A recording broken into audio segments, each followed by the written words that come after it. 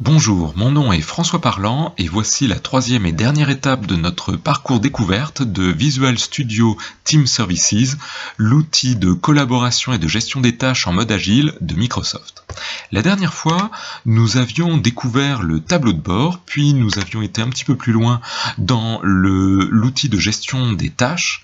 J'aimerais cette fois que l'on aille encore un petit peu plus loin et que l'on essaye de découvrir comment on crée les équipes.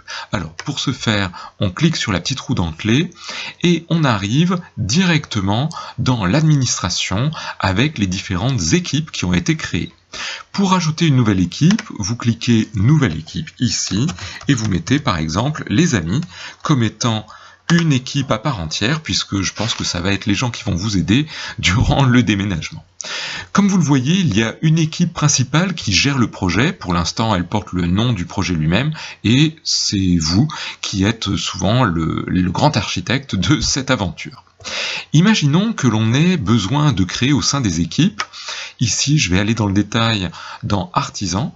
Vous pouvez ajouter des gens qui sont dans votre répertoire d'amis. Comme je vous l'ai dit, il n'est pas nécessaire d'avoir un compte Office. Vous pouvez avoir un simple compte Windows, donc n'importe qui peut collaborer avec vous à condition que vous l'invitiez ici. Et vous pouvez pour chaque équipe désigner une personne qui va être administrateur ou qui sera administrateur en plus de vous. C'est important puisque cette personne aura la possibilité par exemple d'affecter ou de réaffecter les tâches qui sont transmises pour toute l'équipe. Voilà, avec ces éléments, j'espère que vous aurez réussi à voir à quel point c'est ainsi qu'il faut travailler désormais.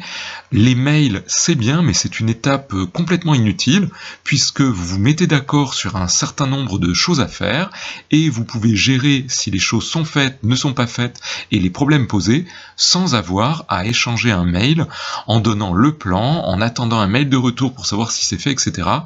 Ça n'existe plus, nous passons à des nouveaux outils de bureautique qui sont plus liés à la manière de fonctionner des programmeurs.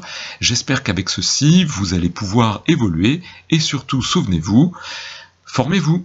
À bientôt, au revoir.